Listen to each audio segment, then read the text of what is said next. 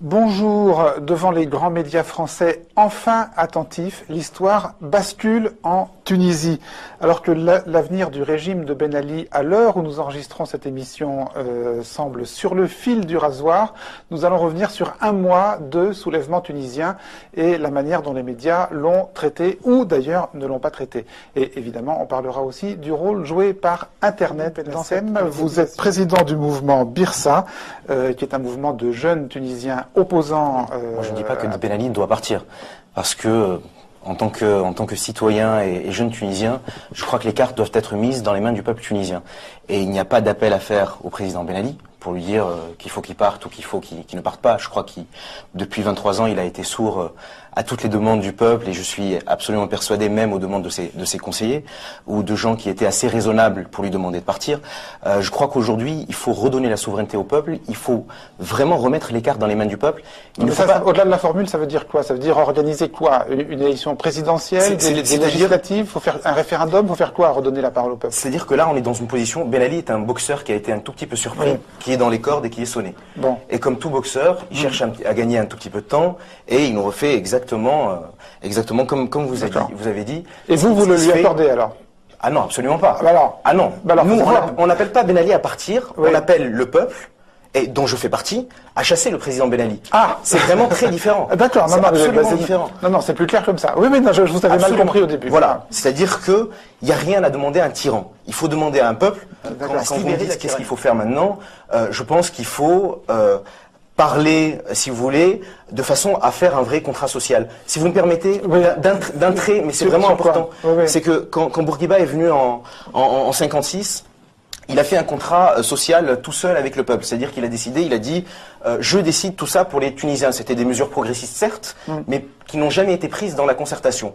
Ben Ali a fait la même chose avec des leaders de l'opposition ou des gens qui se sont considérés comme étant des leaders de l'opposition.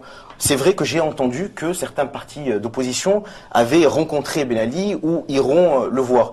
Alors, je pense qu'on peut le mettre au conditionnel, mais en tout cas, si c'est le cas, moi je peux m'étonner que les mêmes personnes qui sont parties signer un pacte national avec Ben Ali en 88 reviennent aujourd'hui le régime, si vous me permettez de continuer, à censurer, n'a pas hésité à censurer des pages. C'est-à-dire que moi, ma page Facebook est censurée en Tunisie, et dès que vous êtes contre le régime, votre page est censurée. Là où il est très difficile de contrer Facebook. Et c'est pour ça que Facebook a été une révolution en Tunisie. C'est que ma page peut être censurée en Tunisie.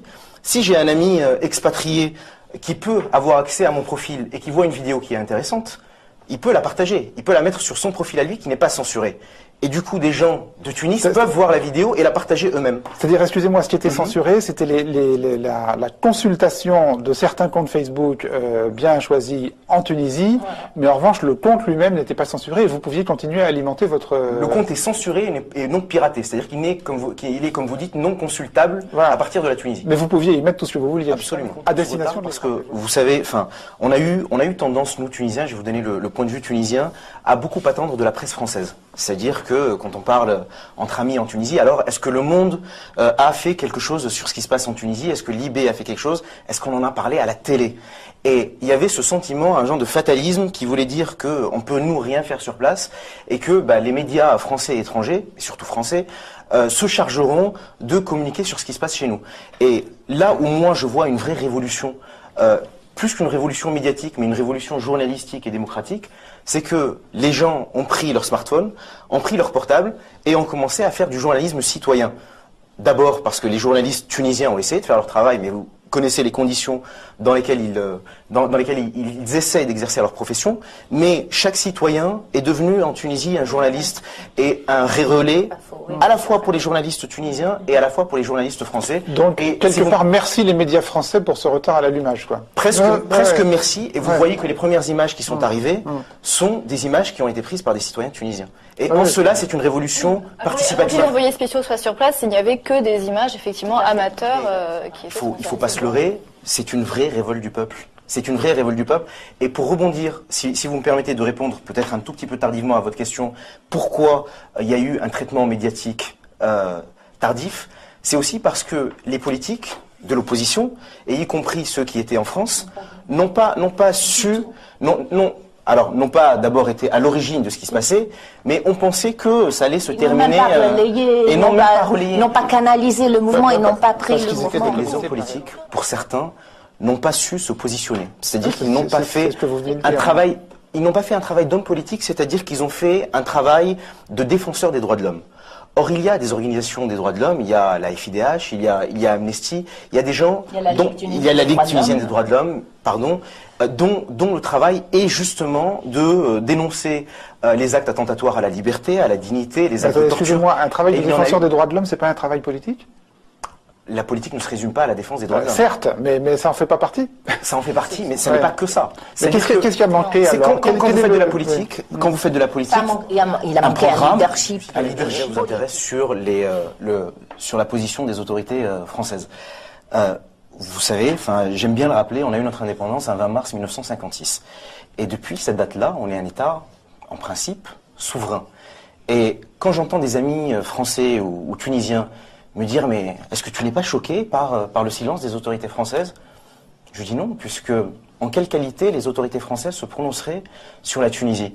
Moi, j'y crois à notre révolution citoyenne, sincèrement et profondément. Au titre de la communauté internationale et au titre des conventions signées par la Tunisie. Non, il y a un aspect sur lequel, moi, j'insiste. Je comprends très bien que la Tunisie est souveraine et qu'elle ne demande pas. Et les Tunisiens l'ont prouvé qu'ils sont très capables de faire leur propre révolution sans l'assistance de la France. Et des médias français, comme vous disiez. Et des médias français, vous l'avez dit. Mais cela dit, il y a une communauté internationale. Il y a des conventions que nous avons signées. Il faut le respect de ces conventions.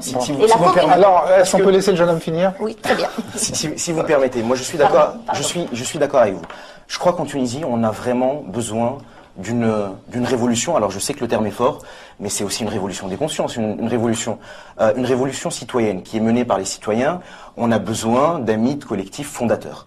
Et pour avoir si vous voulez, cette fondation d'une nouvelle République tunisienne, je crois qu'on a réussi à organiser nos propres émeutes, nos propres manifestations, notre propre couverture médiatique.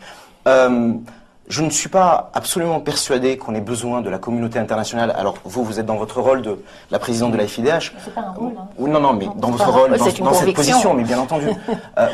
Ça aide en général. Bien entendu. La communauté internationale. Je sais. Mais c'est-à-dire, avant d'attendre qu'on fasse les choses pour nous, faisons-les nous-mêmes. Et puis, pour vous répondre sur la question de l'armée, il y a eu un moment où beaucoup de Tunisiens ont appelé l'armée à prendre le pouvoir pour le peuple. Et si vous voulez, moi je suis totalement opposé à cette idée, parce qu'on a toujours attendu en Tunisie un homme providentiel, un nouveau prophète. Il faut bien entendu que l'armée se range du côté du peuple, comme les forces de l'ordre. Mais ce n'est pas l'armée qui doit prendre le pouvoir, c'est le peuple. Alors, avec l'armée peut-être à la droite et les forces de police à gauche, parce que l'armée est aussi composée de citoyens, mais vraiment, si vous voulez, je crois profondément qu'on doit compter sur personne.